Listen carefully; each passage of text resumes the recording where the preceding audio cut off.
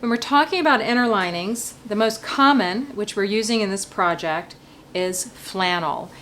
It's generally about 6 ounces per square yard for a heavyweight flannel. I'll be using white, but you can also get it in a natural ivory color.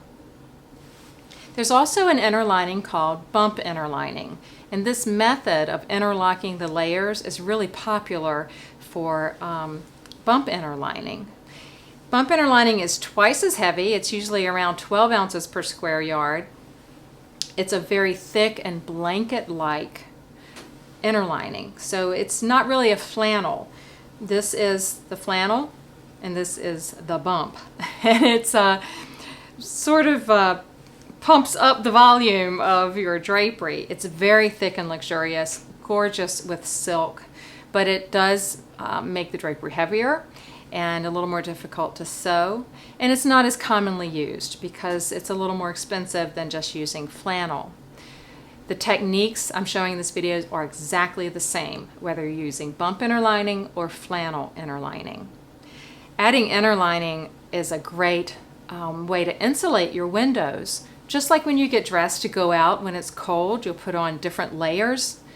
Having layers in your window treatment, layers of lining, face fabric, and one of these interlinings, and being able to close off the drafts with these insulating window treatments, it's a great idea to keep out the cold, but also to help keep out the heat in the summer. I'm also going to be using a sateen lining. I'll be using a khaki sateen. You can also get sateen linings in white and ivory, and I'll talk about that a little bit more during the video. I'm adding drapery weights to each side, and they're going to get tucked into the side hem right at the very bottom, which is this crease line, also where we trimmed off the interlining. So the weight is going to get tucked right in there. And that's just going to hang out in the bottom of the drapery to pull down on the side hem. Because of all the turning of the layers of fabric, you lose little fractions of an inch with the turn of the cloth. And the weight gives a little extra weight at the bottom, I don't know any other way to say it, to help pull down and keep the side hems hanging straight. Helps to keep them from flaring. So that's the weight. It's covered in plastic. You can also get fabric covered weights or uncovered weights. The hem is finished. I've hand sewn all the way across. I'm really happy at how this is turning out. It looks so good. It's such a gentle application too. If you're doing any kind of project that has maybe an antique textile and you want to add an interlining, this is a great way to do it. It doesn't harm the fabric at all. You have nice soft edges, padded side and bottom hems, and now we're ready to add the lining.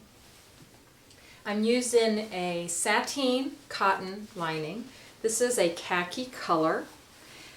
It's probably not as common as an ivory or white, but I love the khaki. It's different. It looks really pretty from outside. If your home is brick or stone and you don't want to have a stark white or ivory lining, use a khaki color. It also looks a little more high-end and upscale because khaki is not something you would go to a big box store and purchase a drapery with a khaki lining. It's something different and unique and custom. I have 4 strands of thread that are knotted at the bottom. And I'm going to pick up the hem, and I'm not catching through to the face, so that big knot will be inside. And then I'm going to take one more stitch to create a loop. And with all these threads, you have to watch it so that it doesn't get tangled.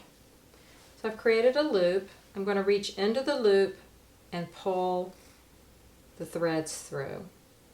This is just a crochet stitch, but I'm creating a little tack, French tack. You'll often find these in lined skirts or jackets. Gives a little bit of movement. And I'm going to make it about a ½ inch long. And then when I'm finished, I'm going to go back through the loop.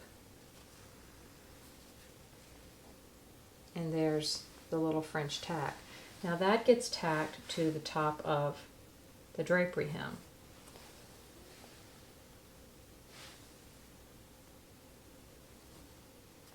And take another stitch. I'm just going to run through there to make a knot and pull that tight, and then take a little stitch in to leave the tail so the knot will not come undone, and trim off your thread. And that will allow the lining to have a little movement.